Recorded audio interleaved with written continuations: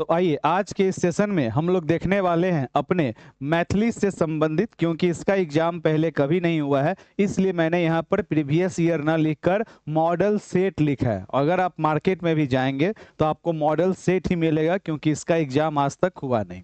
आपके सीटेट के एग्जाम में जिस तरह से आप हिंदी की तैयारी करते हैं, उसी प्रकार से आप अन्य विषय, चाहे वो अंग्रेजी हो, चाहे उर्दू हो, चाहे संस्कृत हो, हर प्रकार का सिलेबस क्या है, एक समान है। मगर जो विषय आपके लैंग्वेज 2 में होता है उसमें 2 गद्यांश रहेगा और बाकी आपका क्या रहेगा, 15 सवाल पेडागोजी का रहेगा। आज हम लोग अपने इस विषय को शुभ आरंभ कर रहे हैं, तो बड़े ही सरल और सहज तरीके से, बिल्कुल आसान, जो आपको समझ में आए, जो आपको लगे कि ना ये हमारे वास्तविक जीवन का है, उस प्रकार के गद्यांश से हम लोग प्रारंभ करेंगे। क्योंकि सबसे पहले हमारा सकारात्मक सोच होना चाहिए, तब जाकर हमारा सकारात्मक परिणाम आएगा। तो आइए प्रारंभ करते हैं लेके ऊपर वाले का नाम, अर्थात जहां भी आपकी आस्था हो, जहां भी आपकी विश्वास हो, एक बार आप ईश्वर को याद कर लें कि हे ईश्वर, आप जहां भी हैं अपनी असीम कृपा हम सब पे बनाए रखें, ताकि आने वाले दिनों में हम सभी का परिणाम बेहतर नहीं बेहतरीन निकल कर आए। यही ऊपर वाले से दुआ है, यही ऊपर वाले से प्रार्थना है। इसी दुआ और प्रार्थना के साथ सबसे प्रथम गद्यांश हमारे स्क्रीन पे रहा, पहले ध्यान से समझने का काम कीजिए। गद्यांश में कहता है कि नीचे दिल गए गद्यांश के ध्यान पूर्वक पढ़ू, आप प्रश्न संख्या 1 से 8 के उत्तर दो। अर्थात सबसे पहले जब आपका गद्यांश बनाने की बात होती है तो हमें एक नजर क्या करना है, गद्यांश को पढ़ने का काम करना है। कहता है कि मैथिली समाज में शिक्षा आ विद्या के परंपरा प्राचीन काल से अत्यंत समृद्ध रहल छै।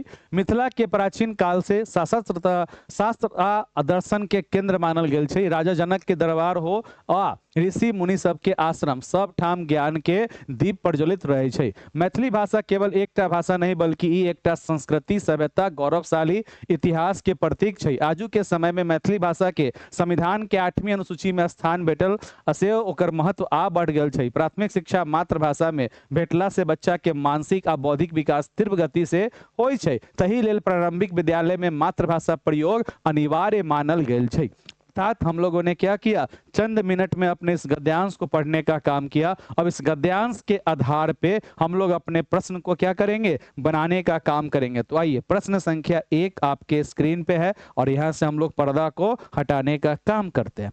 सबसे पहला प्रश्न है आपका कि मिथिला के प्राचीन काल से केकरा केंद्र मानल गेल छै। तो अभी हम लोगों ने पढ़ने का काम किया यहाँ पे कि मिथिला के प्राचीन काल से शास्त्र आ दर्शन के केंद्र मानल गेल छै। अर्थात हमारा आंसर क्या होगा, व्यापार के, तो न व्यापार मतलब क्या हो गया, बिजनेस। शास्त्र आ दर्शन के बिल्कुल सही आंसर होगा ऑप्शन नंबर बी। खेल कूद के बिल्कुल नहीं, कला या शिल्प कला के बिल्कुल नहीं, आंसर इसका क्या हो जाएगा, तो ऑप्शन नंबर बी हो जाएगा। आइए आगे बढ़ने का काम करते हैं।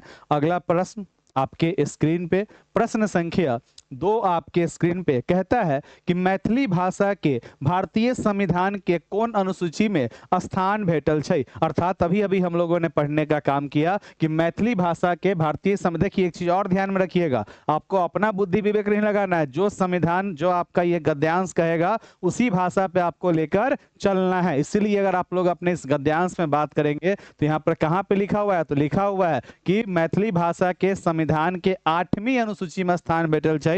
अर्थात आंसर क्या हो जाएगा, ऑप्शन नंबर सी हो जाएगा, 8वीं भाषा में। अगला प्रश्न संख्या 3 आपके स्क्रीन पे है, बनाने का काम करेंगे। प्रश्न संख्या 3 कहता है कि बच्चा के मानसिक आ बौद्धिक विकास तीव्र कारण होय छै। किसके कारण बच्चा का मानसिक और बौद्धिक विकास क्या होता है, तीव्र होता है, सोचे समझें और बताएं। तो यहाँ पर हम लोगों ने पढ़ा है कि प्राथमिक शिक्षा मातृभाषा में भेटला से बच्चा के मानसिक और बौद्धिक विकास तीव्र गति से हो छै। अर्थात आंसर क्या हो जाएगा, राष्ट्रभाषा में नहीं, मातृभाषा में प्राथमिक शिक्षा भेटला से, विदेशी भाषा में नहीं, केवल लिखे से नहीं। आंसर क्या होगा इसका, तो ऑप्शन नंबर बी होगा। आगे बढ़ने का काम कीजिए। अगला प्रश्न संख्या 4 आपके स्क्रीन पे है, कहता है कि ज्ञान शब्द के विपरार्थिक विलोम शब्द की होता। अर्थात अज्ञान, विज्ञान, सुज्ञान या प्रज्ञान। तो ज्ञान शब्द का विलोम शब्द हमारा क्या हो जाएगा, तो ज्ञान शब्द का हमारा विलोम शब्द हो जाएगा अज्ञान। Option number A is the correct answer. आगे बढ़ते हैं, अगला प्रश्न संख्या 5 आपके स्क्रीन पे। प्राचीन शब्द के अर्थ की छै। प्राचीन शब्द के अर्थ की छै। प्राचीन का मतलब क्या होता है? इसी को हम लोग परंपरागत कहते हैं। नवीन, नवीन मतलब नया, समकालीन का मतलब वर्तमान, आधुनिक मतलब नया, क्या होगा? तो पुराना होगा। ऑप्शन नंबर डी हो जाएगा इसका करेक्ट आंसर। अगला प्रश्न आपके स्क्रीन पे, दीपक आ दीप शब्द के तत्सम तद्भव, तत्सम तद्भव रूप में दीप कहन शब्द छै। अर्थात बताइए दीप हमारा कौन सा शब्द है? तत्सम है या तद्भव है? कहता है दीपक या दीप शब्द के तत्सम या तद्भव रूप में दीप कहन शब्द छै। कहन शब्द छै, देशज शब्द छै, तत्सम है, विदेशज है, संकर है। तो आंसर क्या हो जाएगा? ये शब्द हमारा तत्सम है। Option number B is the correct answer. आगे बढ़ने का काम करते हैं। अगला प्रश्न है हमारा, राजा जनक के दरबार, राजा जनक के दरबार होला, वाक्य में दरबार शब्द के लिंग की छै। दरबार शब्द का लिंग क्या है? तो दरबार अपने आप में एक प्रकार का फारसी शब्द है और इसका लिंग क्या होगा सो आपको बताना है। स्त्रीलिंग है, पुल्लिंग है, उभयलिंग है या नपुंसक लिंग है? सोच समझ के जवाब दीजिएगा और आपका टारगेट होना चाहिए सारे के सारे प्रश्न को सही करना। 100% आज आपको सही करना है। इस चीज को अपने माइंड में रखिएगा, तब मैं इससे एक लेवल और आपको ऊपर उठाने का काम करूंगा। और यही प्यार और यही विश्वास मात्र 30 से 35 मित्र कनेक्टेड हैं। सभी मित्रों को कनेक्टेड होना है। राजा जनक के दरबार होय में वाक्य में दरबार शब्द के लिंग की छै। तो स्त्रीलिंग होगा नहीं, दरबार हमारा क्या होता है? पुल्लिंग शब्द होता है। Option number B is the correct answer. अगला सवाल है हमारा, गद्यांश के अनुसार मैथिली भाषा के कर प्रतीक छै। गद्यांश के अनुसार मैथिली भाषा के कर प्रतीक छै। आराम से सोचे समझे और बनाने का काम करें। प्रश्न संख्या 8 आपके स्क्रीन पे। प्रश्न संख्या 8 कहता है गद्यांश के अनुसार मैथिली भाषा के कर प्रतीक छै।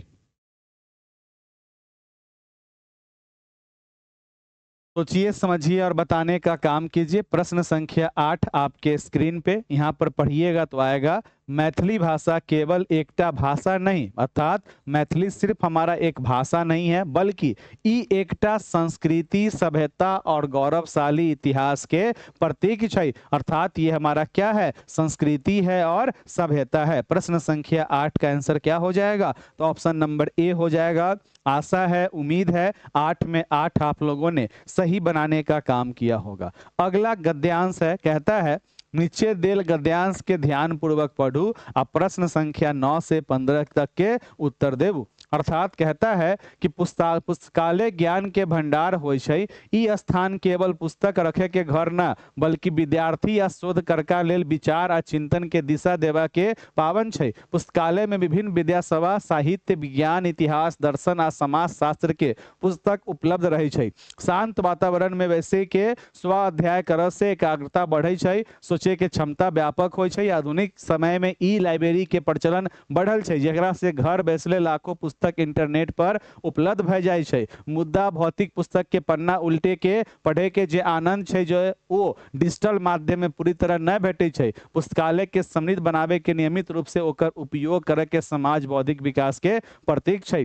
अर्थात कहने का आपका पर संपूर्ण गद्यांश का अर्थ क्या हो गया? पुस्तकालय के बारे में बात हो रहा है। इसमें कह रहा है कि पुस्तकालय के अंतर्गत हम लोग विभिन्न प्रकार के चीज़ों को सीखते हैं। भले ही आज के समय में हमारा इलेक्ट्रॉनिक पुस्तकालय है, परंतु जो आनंद किताब से घर में बैठे बैठे पढ़ने का है, वो आनंद कहीं ना कहीं डिजिटल दुनिया में नहीं आ पाता है। आइए प्रश्न की तरफ। कहता है पुस्तकालय के कर भंडार हो छै। पुस्तकाल के कर भंडारे हो छै, यहाँ पे लिखा हुआ है पुस्तकालय ज्ञान भंडार के हो छै। अर्थात क्या हो जाएगा? ऑप्शन नंबर ए होगा, ज्ञान के भंडार हो छै। Option number A is the correct answer. अगला प्रश्न संख्या 10 आपके स्क्रीन पे है, बनाइए। कहता है 10 नंबर सवाल में शांत वातावरण में स्व अध्ययन करे से की लाभ हो छै। शांत वातावरण में स्व अध्ययन करे से की लाभ हो छै। प्रश्न संख्या 10, नींद नीक आवे छै। नींद का बात हम लोगों ने पढ़ा नहीं। एकाग्रता बढ़े छै या सोचे के क्षमता व्यापक हो छै। समय नष्ट हो छै।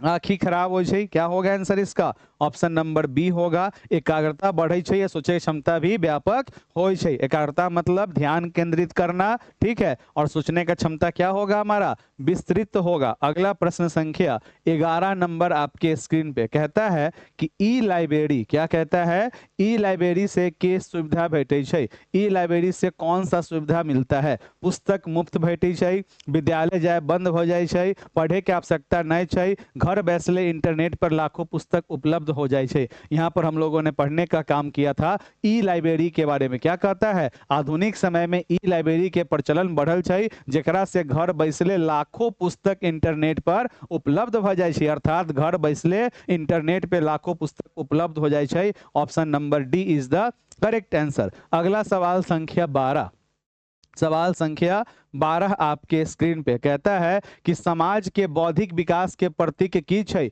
समाज के बौद्धिक विकास के प्रतीक की छै? तो यहाँ पर लिखा हुआ है सबसे नीचे में, क्या लिखा हुआ है? पुस्तकालय के समृद्ध बनावा और नियमित रूप से ओकर उपयोग करे के समाज के बौद्धिक विकास के प्रतीक छै। अर्थात पैद पैद मकान बनावे के, पुस्तकालय के समृद्ध बनावे के, ओकर नियमित उपयोग करे से पुस्तकालय के की है ये? तो प्रतीक बेटी से option number B is the correct answer. प्रश्न संख्या 12 का करेक्ट आंसर क्या हो जाएगा? तो ऑप्शन नंबर बी हो जाएगा। अगला सवाल आपके स्क्रीन पे है 12 के बाद प्रश्न संख्या 13, उपलब्ध शब्द के विलोम शब्द की है? उपलब्ध, उपलब्ध शब्द के विलोम शब्द की है? अर्थात अनुलब्ध, दुर्लभ, अनुपलब्ध या अलभ्य, क्या होगा करेक्ट आंसर? बताइए, सोचिए समझिए, बताने का काम कीजिए।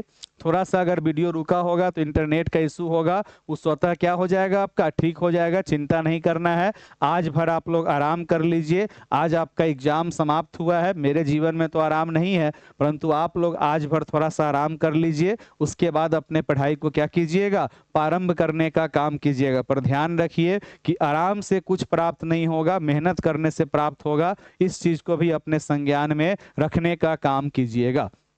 13 नंबर, उपलब्ध शब्द के विलोम शब्द अनुलब्ध होगा नहीं, दुर्लभ होगा नहीं, क्या होगा? अनुपलब्ध होगा। Option number C is the correct answer. अगला प्रश्न संख्या 14 आपके स्क्रीन पे, स्व अध्याय, स्व अध्याय शब्द के संधि विच्छेद की छै? स्व अध्याय शब्द के संधि विच्छेद की छै? स्व प्लस अध्याय, स्व प्लस अध्याय, स्व प्लस अध्याय या सु प्लस अध्याय? स्व अध्याय के संधि विच्छेद की छै?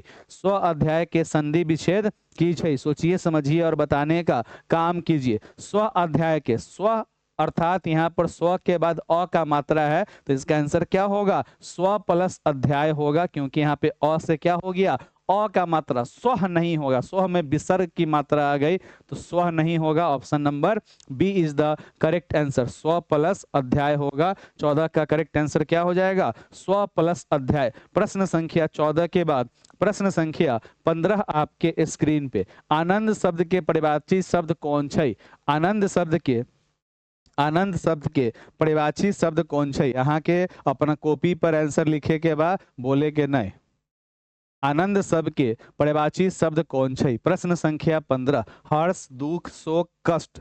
न शक कष्ट होगा, न शोक, न दुख, क्या होगा? तो हर्ष होगा। Option number A is the correct answer. Option number A क्या हो जाएगा इसका? बिल्कुल करेक्ट आंसर हो जाएगा। और इस प्रकार से हम लोगों ने मैथिली भाषा का 15 गद्यांश प्रश्नों को देखा। आगे मिलेंगे अपने शिक्षण शास्त्री प्रश्नों के साथ। कैसा लगा अवश्य कमेंट सेक्शन में कमेंट करके बताने का काम कीजिएगा। आई होप यहाँ तक में आप लोगों ने 15 में 15 सही बनाया होगा। अपना स्कोर अवश्य शेयर करने का काम कीजिएगा। धन्यवाद।